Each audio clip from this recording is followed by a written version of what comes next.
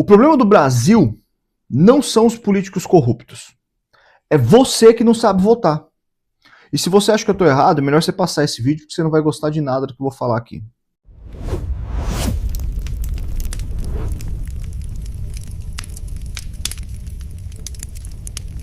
Cara, deixa eu te falar uma coisa. Político corrupto não dá em árvore, ele não cai do céu, eles são eleitos. E sabe por quem? Por você, que não sabe votar. O cara vai preso, o cara rouba, o cara é acusado, ele é condenado. E depois ele se candidata e é eleito de novo. Aí tu fica reclamando que, porque o mundo não muda, porque o Brasil não muda, porque a política não muda. Vai mudar como?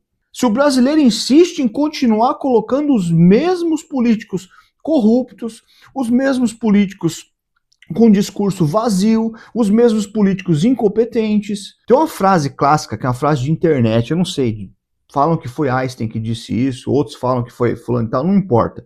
A questão é, não adianta você continuar fazendo as mesmas coisas esperando ter resultados diferentes. Isso é loucura, é burrice, cara. Olha, eu vou te falar mais uma coisa, eu tenho uma opinião até um pouco, digamos que cruel, tá? Mas não dá pra dizer que não é verdade. Na minha opinião, eu acho que quem vive de assistencialidade do governo não deveria poder votar. Quem depende de bolsa, de auxílio, de gás, de tudo do governo, não vai votar em outro político. E eu não estou aqui pregando contra o assistencialismo. Não, existem famílias que realmente necessitam, que realmente precisam. Mas o que você precisa entender, querido, é que o governo que você está elegendo tá deixando a sua vida tão ruim, cara, tão na miséria, que você precisa do Estado para conseguir comprar um botijão de gás, cara. Aí chega na época da eleição, você vende o seu voto por um botijão de gás, cara. Sabe o que você faz? Pega o botijão de gás, mas vota em outro, cara. Vota em alguém que presta, vota em alguém que realmente tenha projeto. Sabe, o problema do brasileiro é que em vez de ele votar com o cérebro, ele vota com o coração, cara. É político de estimação, o cara é apaixonado pelo político, então não importa o que o cara fale, o cidadão vai lá e vota nele de novo. Aí depois do primeiro, segundo ano de mandato, começa a reclamar. Mas por que reclama? Porque é mais fácil reclamar do que pensar. Fala pra mim, você que votou, seja no político da esquerda, da direita, não importa. Você não precisa responder pra mim não, nem comentar aqui. Só responde pra você aí. Você leu o plano de governo do cara que você escolheu? É claro que não leu, cara. Porque ninguém lê. Simplesmente escolhe o político por uma paixão que tem por ele. Sabe, cara, dar um título de eleitor na mão de algumas pessoas é pior do que você dar uma arma, cara. Um título de eleitor, esse cara tem o poder de afundar um país inteiro, cara. Você precisa entender que o político que rouba da saúde, da educação, da segurança pública, esse cara, ele não cometeu um erro, cara.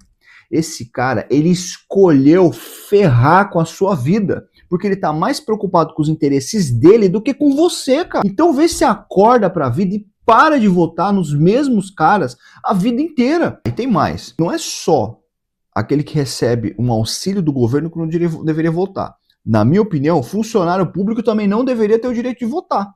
Quem tinha que votar? Quem realmente produz para o país. Aquele cara que gera riqueza para o país. Aquele cara que está interessado com o país. Tudo bem, eu também não estou dizendo, antes que vocês comecem a comentar um monte de asneira aqui, porque assim, cara, a gente faz vídeo no YouTube, você tem que praticamente desenhar o que você está dizendo, porque senão a galera vai lá e comenta, que nem aconteceu num Shorts recentemente, eu postei um Shorts falando sobre o Lula, o Bolsonaro, tá falando sobre política, e eu falei, eu não sou bolsonarista.